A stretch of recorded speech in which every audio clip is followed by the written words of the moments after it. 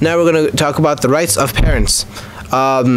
We've spoken about the rights of parents before.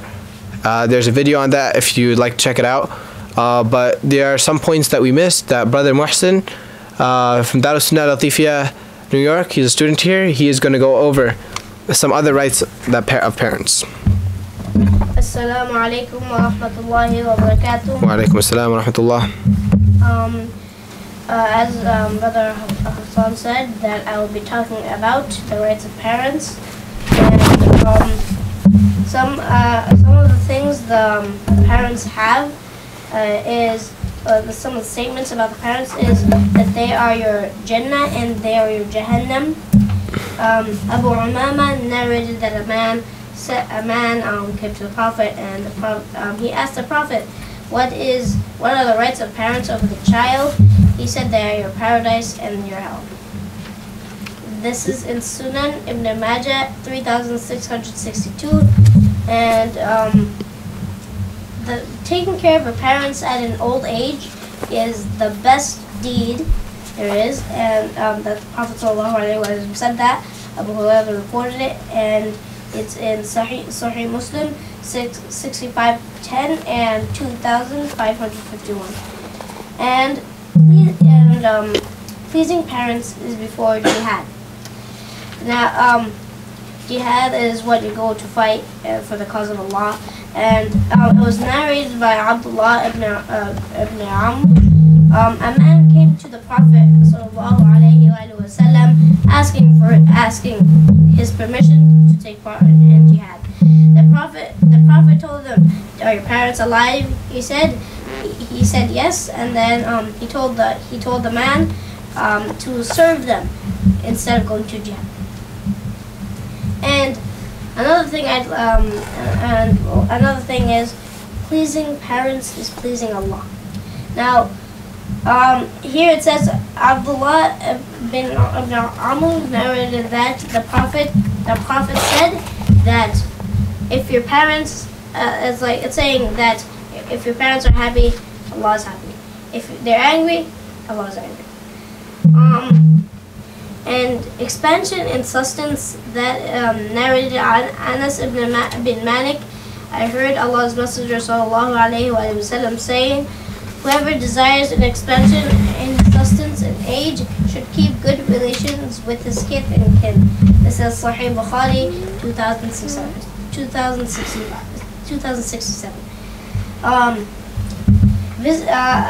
Visiting their graves, Abu Hurairah reported the Prophet visited the grave of his mother, and he wept and moved tears around him to tears and said, I sought permission from my Lord to beg forgiveness for her, but it was not granted to me.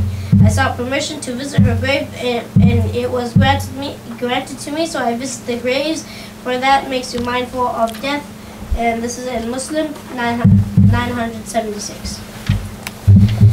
Being kind to the loved ones.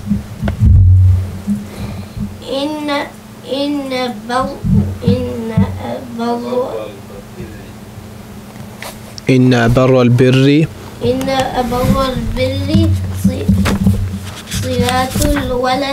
صلة الولد أهل ود أبيه.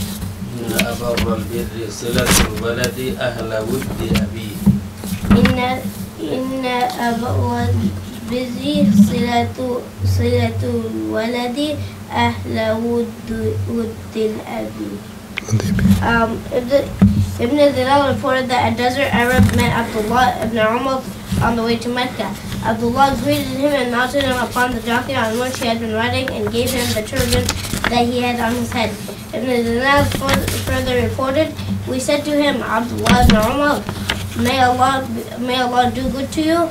These are desert Arabs, and they are satisfied even with the marriage things.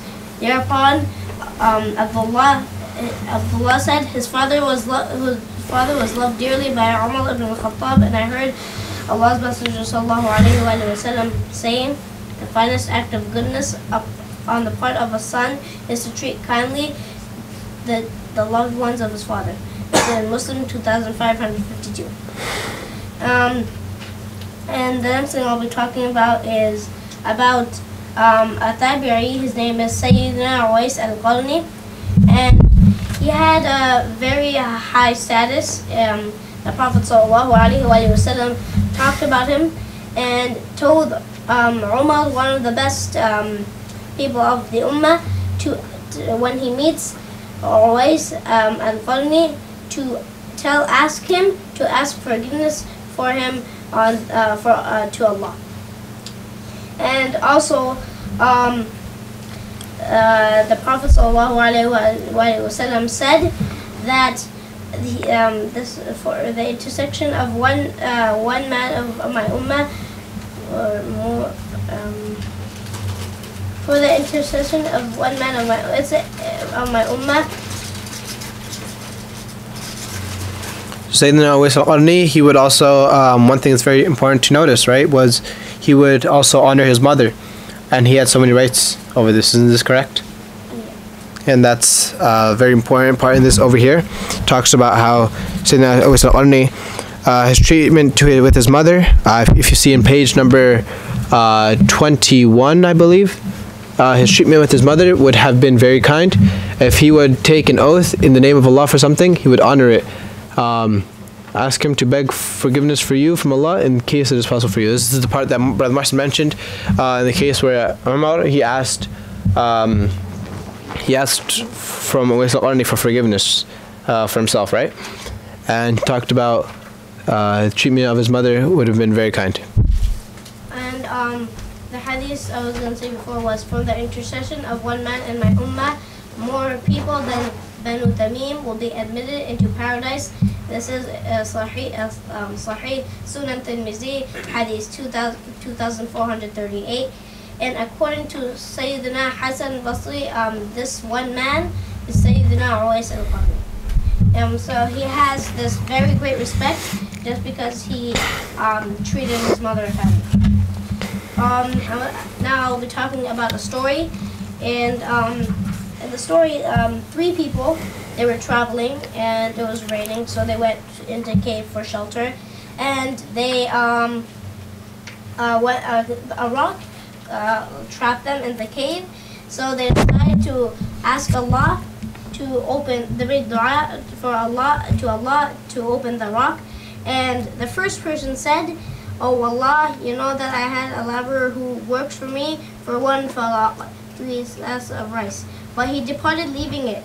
I sowed in a falaq of rice, and with its yield I bought cows for him. Later on, when he came asking me for his wages, I said to him, go to those cows and drive them away. He said to me, but you have to pay me only a falaq of rice. I said to him, go to those cows and take them, for they are the product of that falaq of rice. So he drove them. Oh Allah, if you consider that I did that for the fear of you, then please remove the rock. The rock shifted a bit from the mouth of the cave. The second one said, Oh Allah, you know that I had old parents whom I used to provide with milk of my sheep every night. One night I was delayed when I came. They had slept. While my wife and children were crying with hunger, I used not to let them drink unless my parents had drunk first. So I disliked to wake them up, and I also disliked that they should sleep without drinking it. I kept on waiting for them to wake till it dawned. So, O Allah, if you consider that I did for the fear of you, then please remove the rock. So the rock shifted, and they could see the sky through it. The third one said, O Allah, you know that I had a cousin, my fraternal uncle's daughter, who was most beloved to me, and I sought to seduce her. But she refused unless I paid her 100 dinars. So I collected the amount and brought it to her. Then she allowed me to sleep with her. But when I sat between her legs, she said, be afraid of Allah and do not deflower me, but legally. I got up and left 100 dinars for her. O Allah, if you consider that I did for the fear of you, then please remove the rock. So Allah saved them, and they came out of the cave. This is Sahih Bukhari 3465. This was the final hadith from the book, the rights of Muslim, the rights of parents. And this last hadith that Martin mentioned, it's these people, they did wonderful things for the sake of Allah subhanahu wa ta'ala. First one, he gave him a much bigger gift, a whole cow, rather than the very little rice that he was supposed to give him. And that was one of the things that was able to move the rock. And another thing, another great thing that another one of these men did, he provided the milk. He favored his parents. He gave them milk. He did not let them sleep until they had milk. He would let them drink over his own family, over his own self. And this was one of the things that also moved the rock. So it shows the magnitude of how great, treating your parents properly, even favoring them over some of your own family members. They should be the most favorite.